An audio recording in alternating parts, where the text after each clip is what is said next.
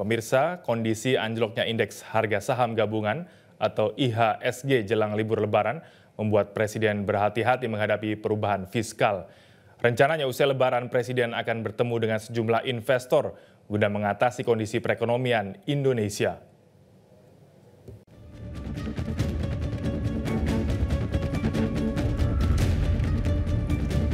Kinerja keuangan negara di 2 bulan pertama tahun 2025 merosot. Pasalnya, dalam paparan kinerja APBN dalam konferensi pers APBN kita, pendapatan negara periode Januari hingga 28 Februari 2025 tercatat hanya sebesar 316,9 triliun rupiah. Angka ini turun 20,8% dibandingkan periode yang sama tahun 2024 yang kala itu tercatat sebesar 400,36 triliun rupiah. Salah satu faktor terbesar penurunan penerimaan negara yakni seretnya setoran pajak yang tercatat sejak 1 Januari hingga 28 Februari 2025 hanya 187,8 triliun rupiah.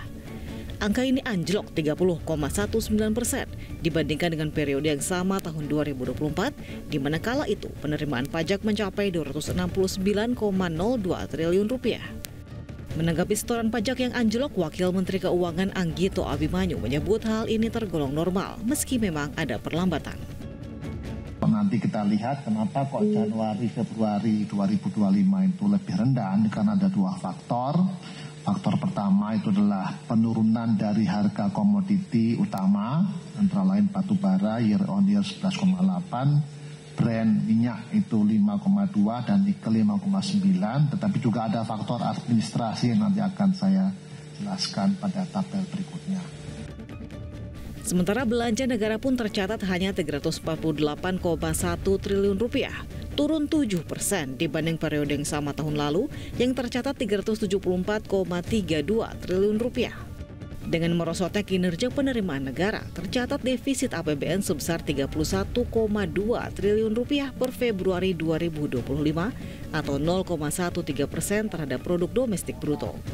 Realisasi ini berbanding terbalik dengan kondisi 1 tahun lalu, di mana APBN justru tercatat surplus 26,04 triliun rupiah atau 0,11% dari PDB.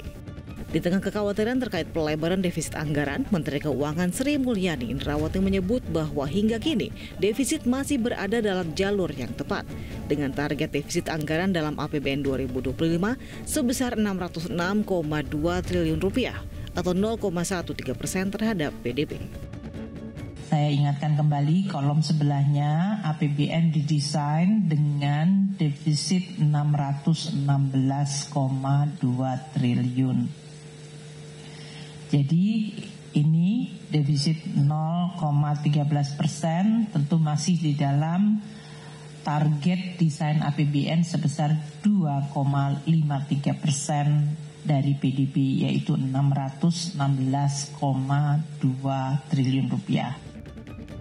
Merosotnya kinerja keuangan negara menambah panjang daftar sentimen negatif perekonomian Indonesia, mulai dari deflasi 0,09% secara tahunan, nilai tukar rupiah yang tertekan hingga mencapai level terlemah sejak 5 tahun terakhir, pertumbuhan ekonomi yang stagnan, indeks harga saham gabungan yang anjlok 7,59% sejak awal tahun, peringkat pasar saham Indonesia yang diturunkan oleh Morgan Stanley dan Goldman Sachs, dan gelombang PHK yang melanda lebih dari 60.000 pekerja di Indonesia periode Januari hingga Februari 2025.